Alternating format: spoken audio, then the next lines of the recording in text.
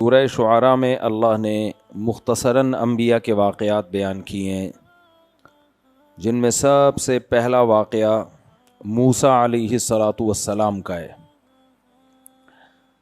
سورہ شعراء میں اللہ نے نبی صلی اللہ علیہ وسلم سے فرمایا لعلک باخع نفسک الا یکونوا مؤمنین، شاید کہ آپ اپنی جان ہی ہلاک نہ کر بیٹھیں اس غم میں کہ یہ لوگ ایمان نہیں لاتے۔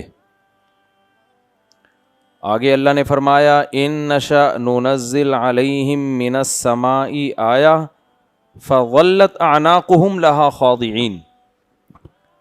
آپ کو یہ غم ہے نا کہ ایمان نہیں لے کر آتے، ہم چاہیں یہ سارے 2 منٹ میں ایمان لے آئیں۔ کیسے کہ ہم آسمان سے ایسی واضح نشانیاں اتارنا شروع کر دیں کہ ان کی گردنیں ان کے سامنے جھک جائیں، لیکن پھر یہ ایمان بالغیب نہیں رہے گا۔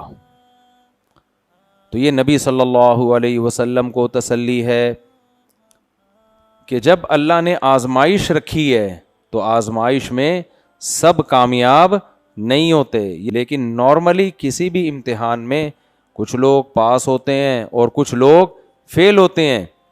تو اللہ فرماتے ہیں کہ اے نبی میں چاہتا تو ان کو ایسی آسمان سے پے در پے نشانی، ایک فرشتہ، دوسرا فرشتہ، تیسرا فرشتہ، ان کے گلے دبا دبا کے ان سے کلمے پڑھواتا، لیکن میں ایسا نہیں کرتا۔ کیوں؟ میں کہتا ہوں کائنات میں غور کرو، کوئی پیدا کرنے والا ہے، وہ تم پر نعمتوں کی بارش کر رہا ہے۔ تو کچھ لوگ غور کریں گے اور کچھ عیاشیوں میں پڑھ کے اپنے رب کو بھول جائیں گے، تو سارے ایمان نہیں لے کر آئیں گے۔ یہ جو میں بار بار کہتا ہوں نا، سارے فرقے ختم نہیں ہو سکتے۔ آپ فرقوں کو ختم کرنے کی ایسی کوشش کر رہے ہو کہ نئے فرقے پیدا کر رہے ہو۔ او بھائی، آپ صحیح کو تلاش کرو، اس کو جوائن کرو اور اس کو پروموٹ کرنے کی کوشش کرو، بس اس سے آگے نہیں۔ یہ تو آخرت میں فیصلہ ہوگا کون صحیح تھا، اور عملی فیصلہ، پریکٹیکلی فیصلہ، کون صحیح تھا اور کون غلط۔ تو اللہ نے فرمایا، نبی کو تسلی دی ہے کہ آپ غم نہ کریں، ہم چاہتے زبردستی ایمان لے آتے یہ سب لوگ، لیکن ہم زبردستی نہیں کرتے۔ اس کا مطلب ہم یہ چاہتے ہیں کہ کچھ لوگ کامیاب ہوں اور کچھ لوگ ناکام ہوں، کچھ جنت میں جائیں، کچھ جہنم۔ جنت میں جانے کا مزہ بھی تو جبھی آئے گا نا کہ جب جہنم سے اللہ بچائے گا، تو جہنم ہوگی تو بچنے کا مزہ آئے گا نا۔ کچھ لوگ ناکام ہوں گے اور کچھ لوگ کامیاب ہوں گے۔ تو ہمیں بھی اس میں تسلی ہے کہ ہم حق بات کو پھیلاتے رہیں، یہ امید نہ رکھیں کہ ساری دنیا ہماری بات مان لے گی، ایسا کہیں بھی نہیں ہوتا۔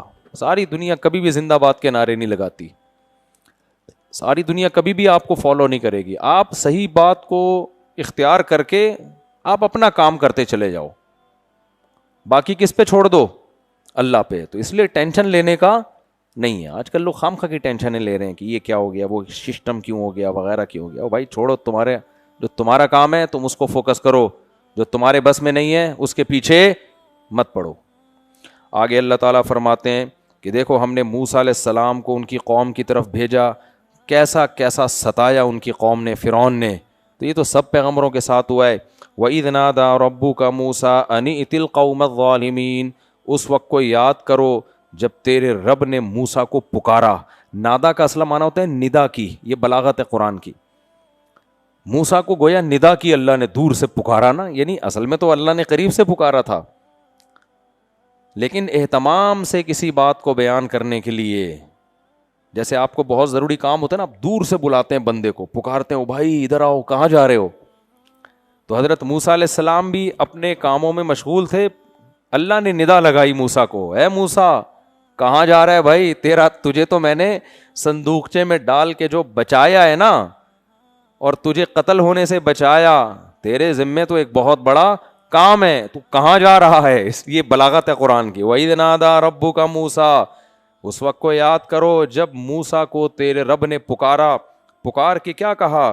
أَنِ ائْتِ الْقَوْمَ الظَّالِمِينَ، آپ جاؤ ایک ظالم قوم کے پاس، فرعونیوں کے پاس، قبطیوں کے پاس، مصر کے حکمرانوں کے پاس۔ 2 قومیں تھیں مصر میں، قبطی اور بنی اسرائیل۔ بنی اسرائیل مسلم تھے، منورٹی میں تھے، اور قبطی میجورٹی میں تھے۔ تو منورٹی جو تھی وہ مسلم تھی اور میجورٹی جو تھی وہ غیر مسلم. تو جہاں بھی مسلمان مینورٹی میں ہوتے ہیں, آپ ہندوستان میں دیکھ لو تو کیا حشر کیا جاتا ہے پھر ان کا. تو فرعون نے یہی کام کیا. اللہ فرماتے ہم نے کہا قوم فرعون, جاؤ فرعون کی قوم کے پاس, الا یتقون, یہ لوگ ڈرتے کیوں نہیں ہیں خدا سے, اتنا ظلم کر رہے ہیں. اللہ خود گویا تعجب کا اظہار کر رہے ہیں. اللہ کو تو تعجب نہیں ہوتا نا, اللہ ہم سے ہماری زبان میں بات کرتے ہیں. الا یتقون, ان کے عمل کو دیکھ کے تمہیں تعجب ہوگا کہ یہ ڈرتے کیوں نہیں ہیں. آج بھی دیکھو نا کیسے فلسطین میں ظلم ہو رہا ہے, کوئی ڈر رہا ہے اس میں کیا؟ کس طرح عورتوں بچوں کا قتل ہو رہا ہے, معصوموں کا قتل ہو رہا ہے, ان پہ دنیا حرام کر دی ان کے لیے. تو اس سے پتہ چلتا ہے بھائی جس کے دل میں آخرت کا خوف نہیں ہے نا, آخرت کا یقین نہیں ہے, اس سے بڑا درندہ دنیا میں کوئی نہیں ہے. درندہ نہیں ہے اس سے بڑا.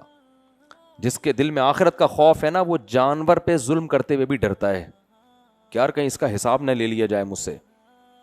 تو اللہ نے فرمایا الا یتقون, یہ فرعونی ڈرتے کیوں نہیں.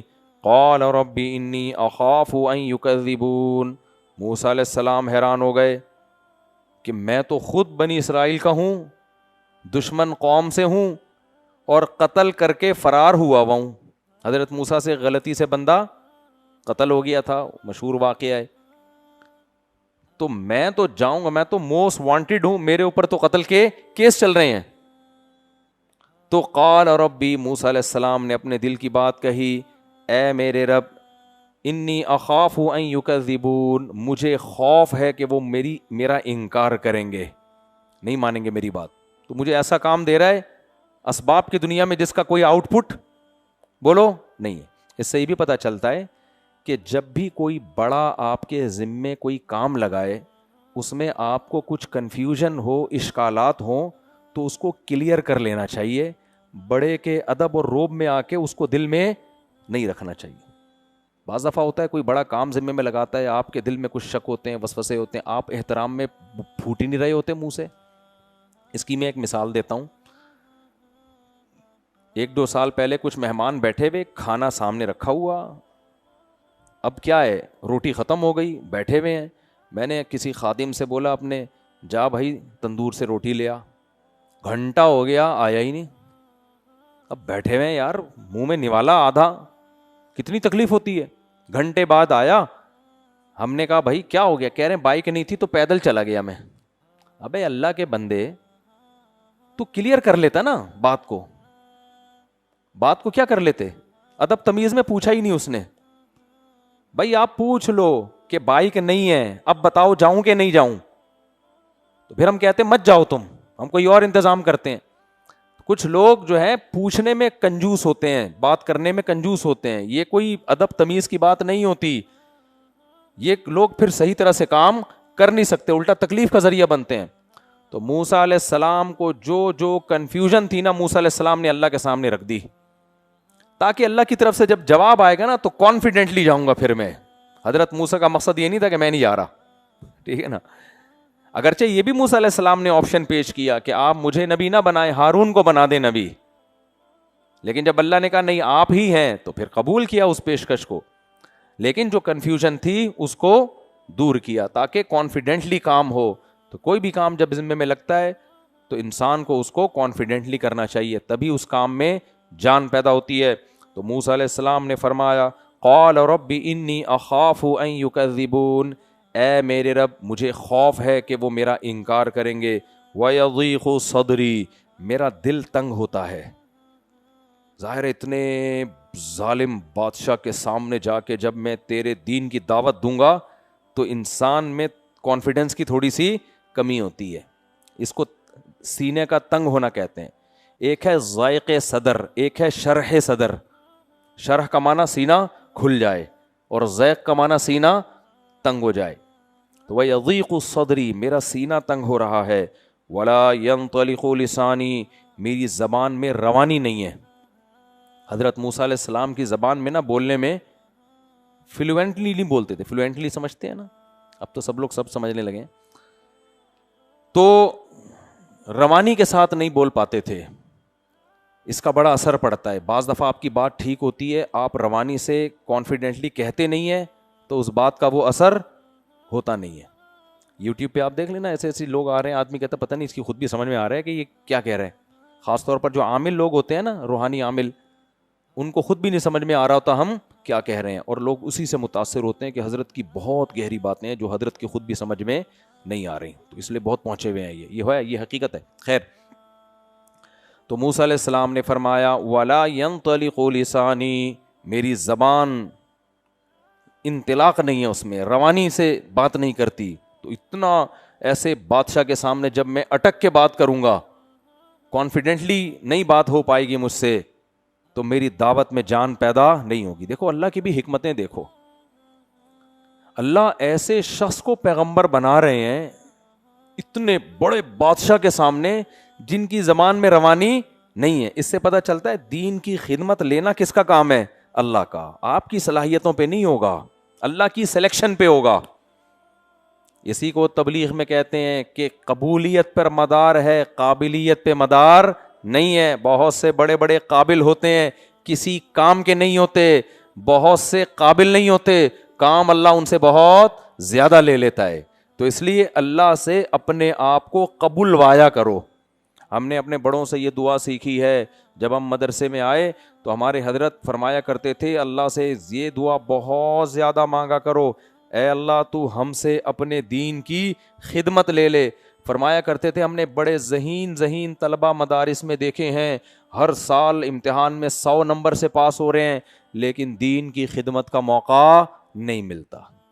کوئی پولٹری فارم چلا رہا ہے, کوئی بھینسوں کا باڑا چلا رہا ہے, ٹھیک ہے چلو تجارت کر رہے ہیں, اپنا کھا رہے ہیں, لیکن دین کی خدمت نہیں لے رہا. فرماتے تھے ہم نے بہت سے ایسے لوگوں کو دیکھا ہے جن کے بارے میں ہم سمجھتے تھے یہ تو کچھ بھی نہیں کر پائیں گے, لیکن آج اللہ ان سے دین کی بہت زیادہ خدمت لے رہا ہے. تو اس لیے اللہ سے نا یہ دعا مانگا کرو کہ اللہ ہم سے اخلاص, عافیت, قوت اور ہمت کے ساتھ اپنے دین کی بہت زیادہ خدمت لے لے, کیونکہ اللہ کی نظر میں سب سے بڑا مقام اس کا ہے جس سے اللہ دین کا کام لے رہا ہے. کیونکہ پیغمبروں کا مقام سب سے اونچا ہے نا, تو سب سے زیادہ خدمت اللہ کن سے دین کی لیتا ہے؟ پیغمبروں سے. تو اپنے کام کے لیے اللہ نے پیغمبروں کو سلیکٹ کیا ہے. اور حدیث میں آتا ہے العلماء ورثۃ الانبیاء, علماء انبیاء کے وارث ہیں. اب نبی دنیا سے چلے گئے اور آخری نبی تھے, اب علماء. تو اپنے بچوں میں سے نا کسی ایک کو وقف کر دو عالم بننے کے لیے, جس کو عرف میں مولوی کہا جاتا ہے. مولوی جس کو صبح شام گالیاں پڑتی ہیں, مولوی ایسے ہوتے ہیں, مولوی ایسے ہوتے ہیں, 2 نمبر بھی ہوتے ہیں, 1 نمبر بھی ہوتے ہیں. تو قیامت میں پتہ چلے گا کہ جو مولوی ہے اس کا اللہ کی نظر میں کیا مقام ہے. سمجھتے ہو؟ اللہ تعالیٰ فرماتے ہیں وَلَا يَنطَلِقُ لِسَانِي, اے اللہ میری زبان نہیں چلتی. موسیٰ علیہ السلام کہہ رہے ہیں فَأَرْسِلْ إِلَىٰ هَارُونَ, تو ہارون کو پیغمبر بنا دے. ٹھیک ہے نا, ہارون کو بھیج دے. موسیٰ علیہ السلام یہ نہیں کہہ رہے کسی کو بھی نہیں, ان کو تو اٹھا کے اللہ تعالیٰ بولے گا پھر کہ فرعون کو ایسے ہی چھوڑ دوں میں. تو کہا کہ اللہ کس کو بنا دے؟ ہارون کو. یہاں بھی علماء نے ایک علمی نکتے کی بات لکھی ہے. دیکھو نبوت سے بڑا عہدہ دنیا میں کوئی نہیں ہوتا, لیکن حضرت موسیٰ یہ بار اٹھانا نہیں چاہتے, یہ کہتے ہیں یہ دوسرا.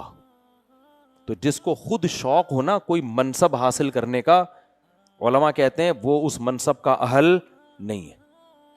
آج کل ایسا ہوتا ہے نا کسی بزرگ کی طرف سے خلافت ملتی ہے, اجازت بیعت ملتی ہے کہ آپ گدی نشین بن گئے, آپ بھی لوگوں کو بیعت کریں. علماء نے لکھا ہے جس کو اجازت ملی نا, خلافت ملی, اور اس کو لڈو پھوٹ رہے ہیں دل میں, یہ اس کی علامت ہے کہ یہ خلافت کا اہل نہیں ہے.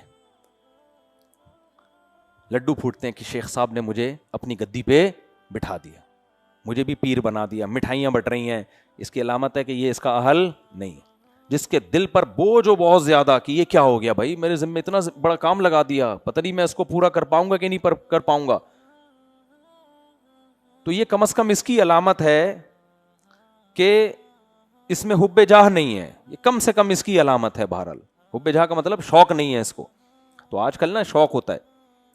تو حضرت مولانا امداد اللہ مہاجر مکی رحمۃ اللہ کی خدمت میں ایک شخص بیعت ہونے کے لیے آیا, کئی سال تک ان سے اصلاحی تعلق رکھا, کوئی فائدہ ہی نہیں ہوا.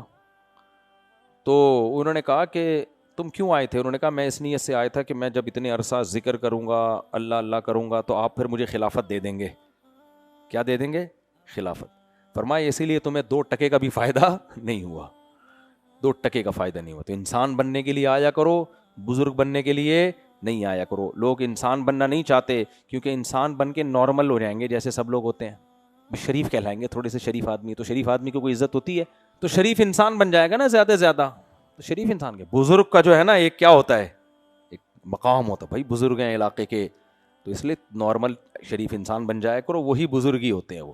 تو اللہ تعالیٰ فرماتے ہیں اے اللہ فارسل الی ہارون، تو ہارون کو پیغمبر بنا دے، وَلَهُمْ عَلَيَّ ذَنْبٌ، اور میرے اوپر تو ایک کیس بھی ہے. میں نے ایک انسان کو مکہ مارا تھا لڑائی چھڑانے کے لیے، وہ مکہ اس کی موت کا سبب بن گیا. مشہور واقعہ ہے نا، حضرت موسیٰ علیہ السلام نے مصر میں دیکھا 2 بندے لڑ رہے ہیں، حضرت موسیٰ نے ایک چماٹ لگایا اس کو کہ لڑائی چھڑوانے کے لیے، وہ اتنا زور کا لگا وہ بندہ کلٹی ہو گیا. ٹھیک ہے، اس کو قتل خطا کہتے ہیں، قتل خطا. اس پہ قتل نہیں ہے، قصاص نہیں لیا جاتا کیونکہ جان کے تھوڑی مارا ہے، لیکن فرعون نے قصاص کا آرڈر جاری کیا کہ قتل کیا جائے گا. تو حضرت موسیٰ علیہ السلام فرار ہو گئے. اب حضرت موسیٰ علیہ السلام کہہ رہے ہیں اے اللہ تو مجھے فرعون کے پاس بھیج رہا ہے کہ میں تو پہلے ہی موسٹ وانٹیڈ ہوں، فَأَخَافُ أَن يَقْتُلُونِ، مجھے خوف ہے کہ وہ مجھے قتل کر دیں گے. میری دعوت